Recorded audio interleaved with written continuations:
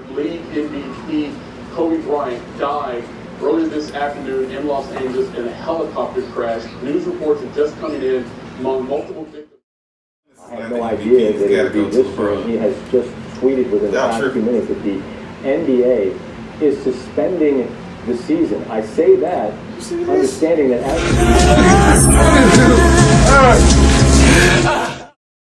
It is official. The NBA is coming back July 31st. The NBA Players Association approving the 22-team we're back, baby. In Orlando. Right now, you're going to see an exclusive interview.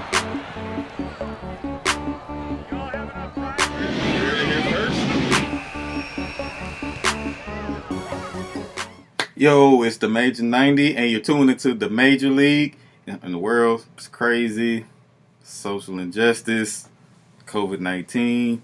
But for me, it's no full resolution. A little bit of good news. It picked up my spirits, at least anyway. The NBA has a plan to make a comeback and finish out the season. So far, details I know, 22-team tournament basically, or playoff. 13 teams from the West, 9 teams from the East. And they're planning to start around July 31st, and it'll run over into August as they begin the playoff portion. There are a few things that I love about this. One, the NBA is back. They have a plan to make it happen is enough for me. Number two, if they go with the format of just taking the best teams and they don't go by conference, I like the fact that there's a possibility you may see LeBron versus Giannis, in case they don't clash course in the finals. So even without that, you still get that matchup of LeBron versus Giannis if they choose to go that route and discard the conferences and just go with the best 14 teams. Everybody debating over who's MVP, LeBron or Giannis. Well, let them settle it on the court. They have that chance now. It shows how much teams can go through adversity, or even individual players.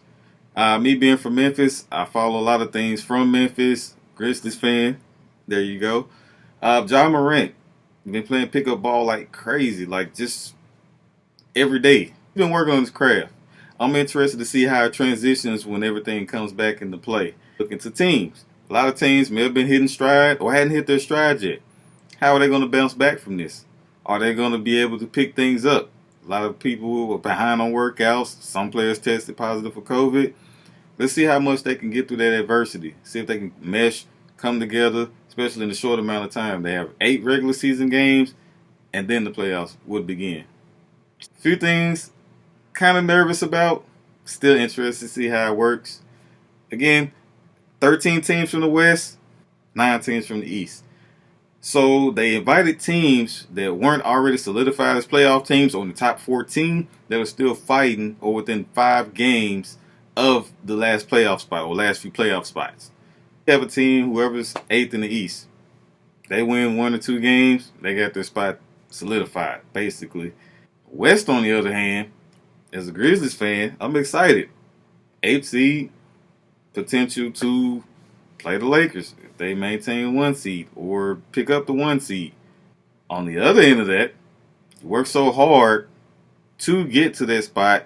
Granted, yes, if the regular season continued, they still have to try to fight and maintain and hold on to that spot. But I almost feel like now it's like they're forced to.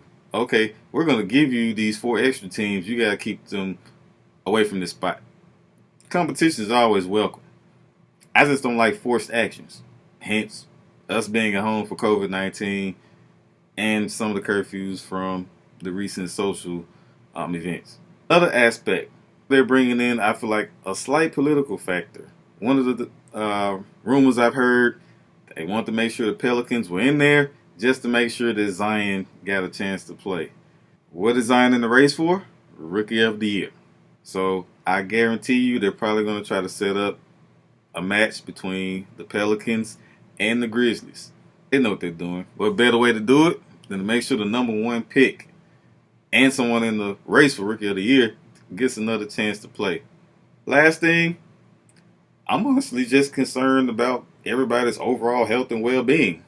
I mean, you're being forced, 1 location, 1 arena. Pretty sure they have looked into all the resources necessary to make sure everything's clean, sanitized. Players may get tested before and after games. Not quite sure. But players from the Blazers, such as Damian Lillard and I believe McCollum, they've expressed their concern of this returning. Like, hey, you know, if this guy has it, you see what happened with Utah. They play this team. They play their team. Now this person's at risk. Now this person's at risk. I hope they can maintain it or everybody stays safe. But being all in the same vicinity like that, if something were to go wrong, wouldn't be a good look. But again, I'm an optimist. I want everything to go well. I want to see the NBA back in full swing because them being able to come back full swing gives me high hopes for college football, NFL, college basketball. They're all looking at this. Overall, though, like I said, I'm in a good mood. I'm anxious to see how things go. Thank you for tuning in just to hear my few tidbits. The Major 90 of the Major League. Like, follow, subscribe. IG, Facebook, YouTube. You'll find this video as well as some of my other content all in those places under the same name, at the Major League. Until next time, see you. Down and shoot me with a taser, cause I'm pushing that microphone crack and I'm doing it major.